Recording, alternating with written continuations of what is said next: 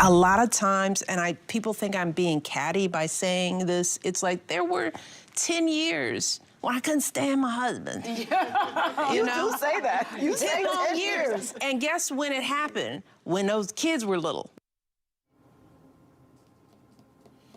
All right. Michelle Obama talking, never been shy about sharing her opinions, admitting she couldn't stand her husband for 10 years. Okay, let's bring in our panel, Steve and Tiffany. Tiffany, let me tell you what bothers me about that. I've been married 27 years. We all know that when you're married, you have some challenges, okay? That doesn't need to be displayed. And to say that for 10 years. And also, I got to be honest, there's something about the presidency of the United States that I feel like that office deserves respect. And he happened to be the inhabitant for 8 years. I will tell you, you know, they signed a $65 million deal to sell books.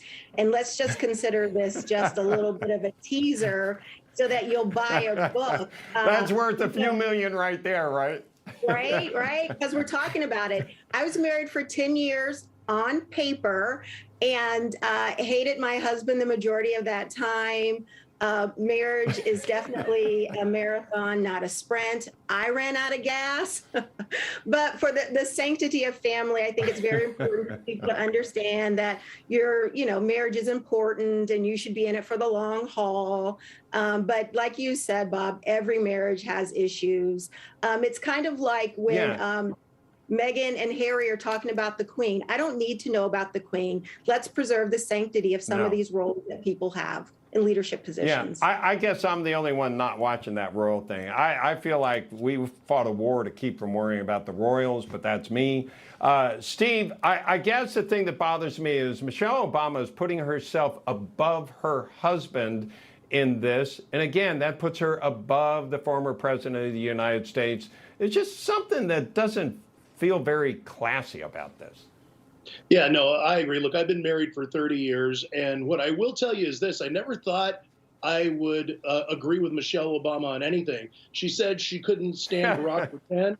I couldn't stand Barack for 8 years when he was in office. So I agree completely with what she's saying. But, my wife and I, Bob, for years were in marriage ministry. We ministered to a lot of hurting couples, and, transparency is very key. But in this situation, I agree with you, Bob.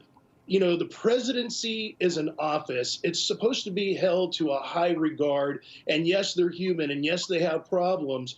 But I think that we need to treat the presidency based on what it was supposed to be. And sometimes it's best just to keep our Ziploc lips locked and, share those things with people that need to hear them, not the public as a whole. If it wasn't Michelle or Barack, or even Donald or Melania, I wouldn't have a problem with it. But I think sometimes we just need to stay quiet and have some respect. Exactly. And he was the president, like him or not, and this does elevate her to a different level, and it kind of diminishes his role as the president. Exactly, and I don't like that myself. I'm going to change the topic completely. Can we go to the Oxford English Dictionary, adding a new LGBT words in 2022? And here's an example. I'm not familiar with this. It's called a brother boy. That's one of them. It's a person registered as female at birth who identifies with or presents a masculine gender expression, typically through behaviors, occupations, modes of dress, etc., that are culturally associated with masculinity. And a sister girl was assigned male at birth and presents in ways associated with femininity. I don't know, brother boy. Tiffany, I can't keep track of all this. I think new words are fantastic. I consider myself an American descendant of slaves. Whitley and I were talking about it. She told me about it. It's like, hey, that really kind of explains who I am in America. It makes me feel good.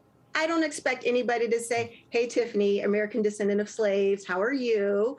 Because it just makes me feel good. I feel like when we start adding these words, one, you present the situation where how are we going to teach people how to use these words appropriately? And we're creating a situation where people are just going to further offend people. I don't understand a lot of words. I'll be 50 in May, in some of these words to recognize genders and sexualities.